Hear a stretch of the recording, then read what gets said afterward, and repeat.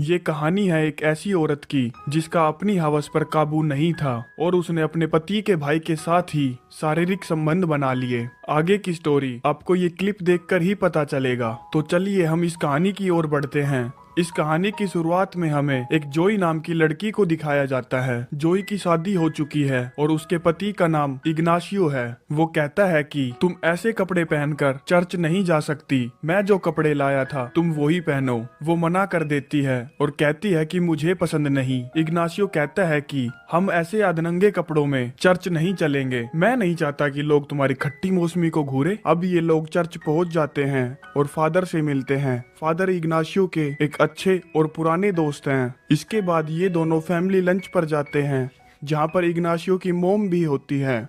इग्नाशियो की मोम कहती है कि काश डॉक्टर मुझे एक पोता दिलाने का तरीका निकाल पाते। और यहाँ इस लंच टेबल पर हमें पता चलता है कि ये दोनों एक बेबी के लिए ट्राई कर रहे हैं, लेकिन इनकी कोशिश बार बार नाकाम हो रही है। लंच के बाद जोई अपने हस्बैंड के भाई गोंजालो से मिलने जाती है। गोंजालो एक आर्टिस्ट है जो कि पेंटिंग करता है। जोई को गोंजालो की एक पेंटिंग बहुत पसंद आती है और वो उस पेंटिंग को खरीद कर घर ले आती है। घर आने के बाद इग्नाशियो जब उस पेंटिंग को देखता है तो कहता है ये क्या है। जोई कहती है ये गोंजालो की एक पेंटिंग है। वो पूछता है क्या उसने तुमसे इस पेंटिंग के पैसे लिए। जोई कहती है हाँ। इग्नाशियो कहता है कि कमीना कहीं का, मैं ही था जिसने उसको आर्टिस्ट बनने में मदद की और मैं उसको खर्चे के लिए हर महीने पैसे भी देता हूँ। क्या इतना काफी नहीं था उसके लिए। उसी रात ये दोनों टीवी देख रहे थे, तब टीवी पर एक बच्चे की एड आती है। इग्नाशियो कहता है कि हमें एक बच्चा गोद ले लेना चाहिए। जोई कहती है कि नहीं, मैं बच्चा गोद नहीं लूंगी, मैं चाहती हूँ कि बच्चा मेरा जैसा दिखे, उसके अंदर मेरा खून हो। अगले दिन जोई गोंजालो से मिलने जाती है। गोंजालो वहाँ उसके कुछ फोटो क्लिक्स करता है अपनी पेंटिंग बनाने के लिए। गोंजालो उसे लेट कर कुछ पोज देने के लिए कहता है। तभी गलती से जोई का फोन इग्नाशियो के पास मिल जाता है और वो उठा लेता है। जोई गोंजालो से अपनी सेक्स लाइफ के बारे में बात कर रही थी और कहती है कि उसकी सेक्स लाइफ कुछ ठीक नहीं चल रही है। कहती है जिंदगी के लिए जान जरूरी है, जीने के लिए अरमान जरूरी है। हमारी जिंदगी में हो चाहे कितना भी गम, लेकिन उनका खड़ा होना जरूरी है। और बताती है कि वो सिर्फ सैटरडे को ही उसके साथ इंटीमेट होता है, बाकी के 6 दिन वो उसको देखता तक नहीं है। कहती है हथियार तो वो सिर्फ शौक के लिए रखता है, सिर्फ एक दिन यूज करता है और बाकी के 6 दिन उसको कब्र में दफना देता है। ये सारी बातें इग्नाशियो फोन पर सुन रहा होता है, परंतु जोई को इस बात का कोई अंदाजा नहीं है कि इग्नाशियो ने उसकी सारी बातें फोन पर सुन ली है। और इग्नाशियो गुस्से में गोंजालो की पेंटिंग को उठाकर पूल में फेंक देता है। अगले दिन जब जोई स्विम कर रही थी तो उसको पानी में वो पेंटिंग दिखती है जो इग्नाशियो ने गुस्से में पानी में फेंक दी थी, लेकिन वो उससे उस बात का जिक्र नहीं करता कि उसने फोन पर उसकी सारी बातें सुन ली थी। और ये सारी बात जोई जाकर गोंजालो को बताती है। वो कहता है कि उसका भाई उससे जलता है। जोई कहती है कि गलती मेरी ही है, मुझे उसको बताना ही नहीं था कि ये पेंटिंग तुम्हारी है। वो कहती है कि मैं थक गई हूँ, मैं सोना चाहती हूँ। गोंजालो कहता है जो पीना है वो पी लो, जो खाना है वो खा लो और यहीं सो जाओ। वो वहीं पर सो जाती है और आधी रात में जब उसकी आंख खुलती है तो वो पाती है कि गोंजालो भी उसके साथ वहीं पर सो रहा है। वो उठती है और अपने घर वापस आ जाती है। घर पर इग्नाशियो उसका वेट कर रहा था और उससे पूछता है कि कहाँ थी तुम। वो उसकी बात को इग्नोर करते हुए पूछती है कि तुमने ऐसा क्यों किया, तुमने गोंजालो की पेंटिंग को पानी में क्यों फेंक दिया। वो कहता है कि आई एम सॉरी, उसने तुमसे पैसे मांगे इसीलिए मुझको बुरा लगा और गुस्से में मैंने उस पेंटिंग को फेंक दिया। इसके बाद इग्नाशियो वहां से सोने चला जाता है। अगले दिन हम गोंजालो को देखते हैं जो कि अपनी गर्लफ्रेंड से बात कर रहा था।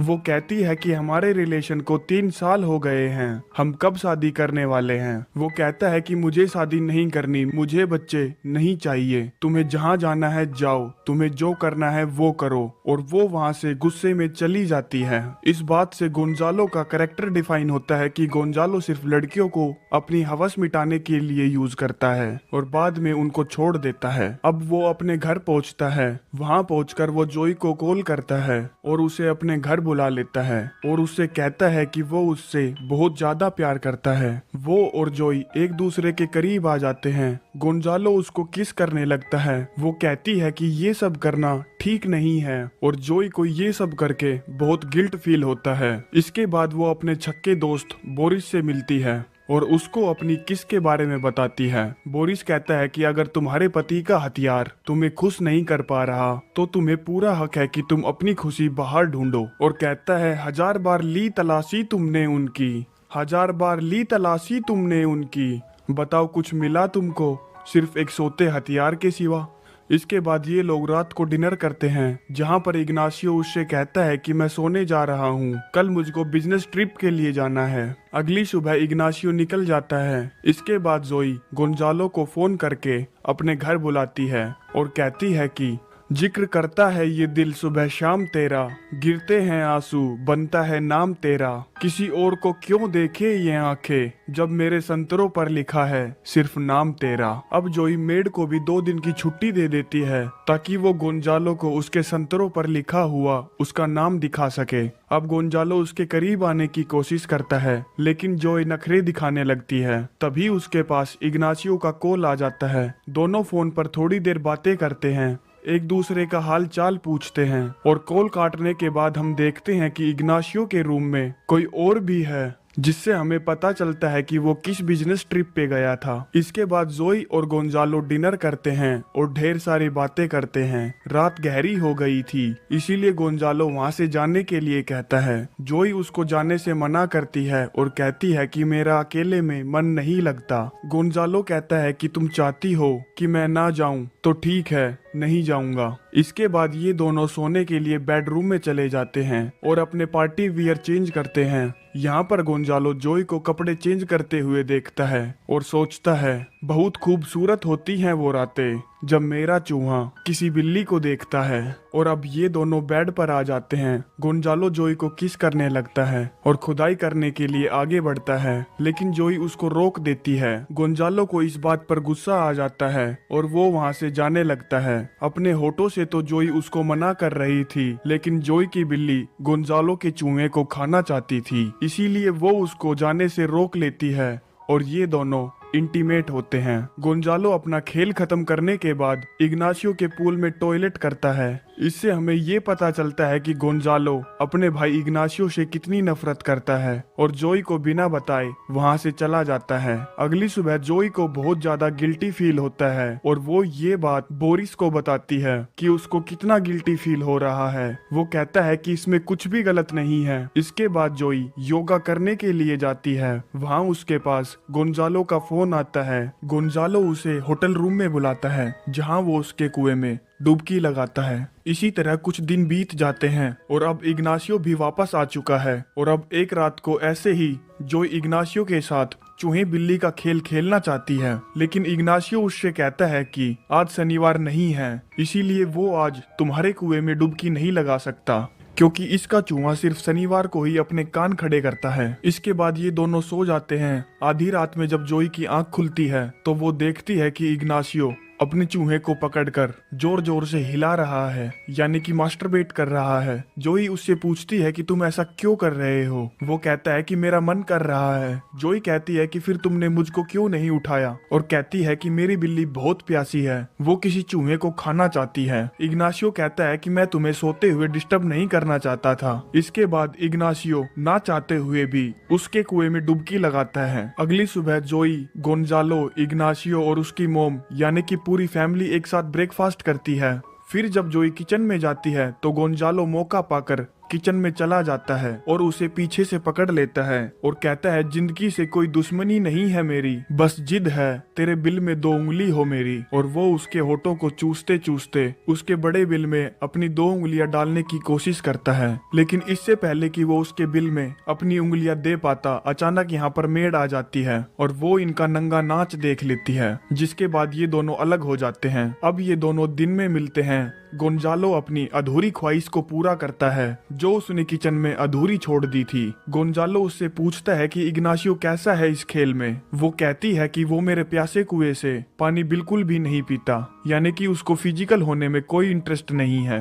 ये सुनकर इग्नाशियो कहता है कि क्या पता उसे किसी का सांप पसंद हो, क्या पता उसे भी अपने बिल में उंगलियां घुसवाने का शौक हो। ये सुनकर जोई भी शौक हो जाती है। इसके बाद एक रात को जोई इग्नाशियो से डायरेक्ट पूछ लेती है कि क्या तुम्हें लड़कों का नाग पसंद है। वो मना कर देता है और कहता है कि नहीं, वो गे नहीं है। उसी रात जोई एक लेटर लिखती है। उस लेटर में लिखती है कि मुझे शक है कि तुम गे हो और तुम्हें लड़कों का नाग लेना पसंद है। मैं तुमको छोड़कर जा रही हूँ। और वो ये घर छोड़कर चली जाती है। और अब इग्नाशियो गुस्से में गोंजालो के पास जाता है और उससे कहता है कि तुमने मेरे बीवी से ऐसा क्यों कहा कि मुझे लड़कों का नाग पसंद है। और यहाँ हमें पता चलता है कि गोंजालो इग्नाशियो से इतनी नफरत क्यों करता है। दरअसल जब गोंजालो छोटा था तो इग्नाशियो ने उसके छोटे बिल में अपना बड़ा नाग घुसेड़ दिया था और अपने इस दर्द का बदला लेने के लिए उसने इग्नाशियो के बीवी यानी कि जोई के साथ रासलीला रची। इग्नाशियो अब घर आता है और देखता है कि जोई यहाँ नहीं है। उसे पता चलता है कि वो उसे छोड़कर चली गई है। दूसरी तरफ हम जोई को देखते हैं जो कि एक होटल में रुकी हुई है। कुछ दिन ऐसे ही बीत जाते हैं और एक दिन उसी होटल में इग्नाशियो एक मीटिंग के दौरान गोंजालो को देखता है। इग्नाशियो गोंजालो का पीछा करते हुए एक रूम के बाहर पहुंच जाता है जहां जोई भी मौजूद थी और वो चुपके से इन दोनों की बातें सुन लेता है। जोई गोंजालो से कहती है कि मैं प्रेग्नेंट हूँ और ये बच्चा तुम्हारा है। ये सुनकर गोंजालो गुस्से में आ जाता है और कहता है कि ये बच्चा मेरा कैसे हो सकता है। मुझे क्या पता तुम कहाँ कहाँ अपना मुंह काला करा कर आती हो और क्या सबूत है कि ये बच्चा इग्नाशियो का नहीं है। जोई कहती है कि नहीं, ये बच्चा इग्नाशियो का नहीं है क्योंकि वो बाप नहीं बन सकता, यानी कि उसकी बंदूक में गोलियां नहीं है। गोंजालो उसे अबॉर्शन कराने के लिए कहता है लेकिन वो इस बच्चे को पालना चाहती है और अबॉर्शन कराने से मना कर देती है। इसके बाद गोंजालो वहाँ से चला जाता है। इसके बाद मुझसे कभी मत मिलना और न ही मैं कभी तुम्हारे कुएं का पानी पीऊंगा।